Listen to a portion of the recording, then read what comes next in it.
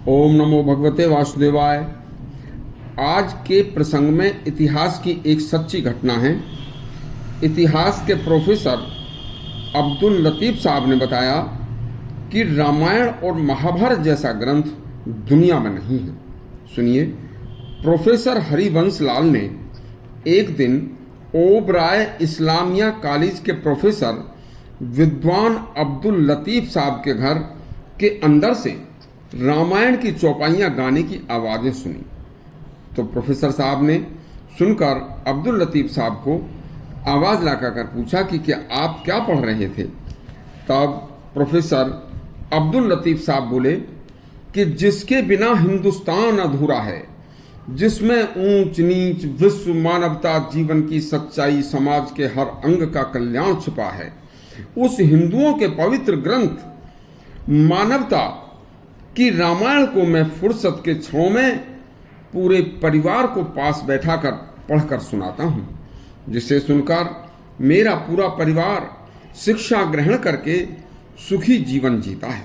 देखिए हरिवंश लाल जी, सम्राट शाहजहां के बड़े बेटे दारा शिकोह भी अपने गुरु से रामायण, गीता, महाभारत को सुनकर स्वयं पढ़ा करते थे। मुसलमान विद्वान अब्दुल रहीम खान खाना तथा रसखान व रहीम जैसे मुस्लिम विद्वान कवि भी रामायण के दीवाने थे।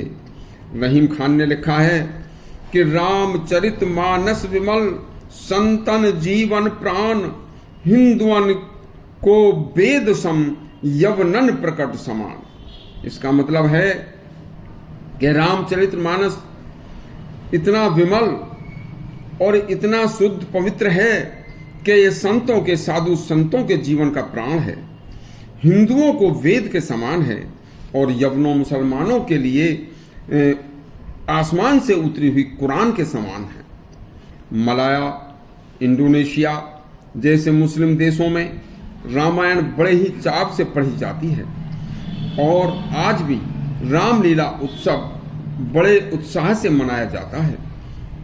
इस्लामिया कॉलेज के प्रोफेसर लतीफ़ साहब ने कहा कि रामायण, महाभारत ग्रंथ हिंदुस्तान की तमद्दुम है, तमद्दुम संस्कृति को कहते हैं। इन हिंदू ग्रंथों की सारी दुनिया में इज्जत है। खुद मोहम्मद अली जिन्ना साहब ने मुस्लिम छात्रों से कहा था कि रामायण, महाभारत हिंदुस्तान के राष्ट्रीय ग्रंथ हैं। इन्हें बिना पढ़े समझे कोई हिंदुस्तान को नहीं समझ सकता। प्रोफेसर साहब ओबराय जी ने बताया कि प्रसिद्ध क्रांतिकारी राम प्रसाद बिस्मिल और अशफाक उल्लाह खां की जोड़ी राम लक्ष्मण की तरह थी।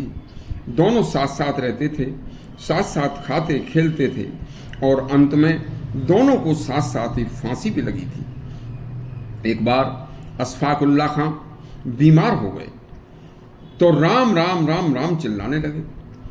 उनके परिवार के लोगों ने और मुस्लिम धर्म के लोगों ने कहा कि अल्लाह अल्लाह बोल, लेकिन वह फिर भी राम राम ही चिल्लाते रहे। जैसे ही अशफाक उल्लाह खां की बीमारी की खबर राम प्रसाद बिस्मिल को लगी तो तुरंत भाग कर पहुंचे। अशफाक उल्लाह ने जैसे ही राम प्रसाद बिस्मिल को देखा तो एकदम उनसे चिपट कर गले लगे और बोले, देखो मेरा राम आ गया। इस सीन को देखकर सभी को लक्ष्मण के बेहोश होने के बाद राम के आने पर रामायण की संस्कृति की याद आ गई थी। अशफाक और राम प्रसाद के दिलों को एक बना दिया था। उनके बताए दर्शाए इस रास्ते पर चलने से सारा देश एक हो सकता है।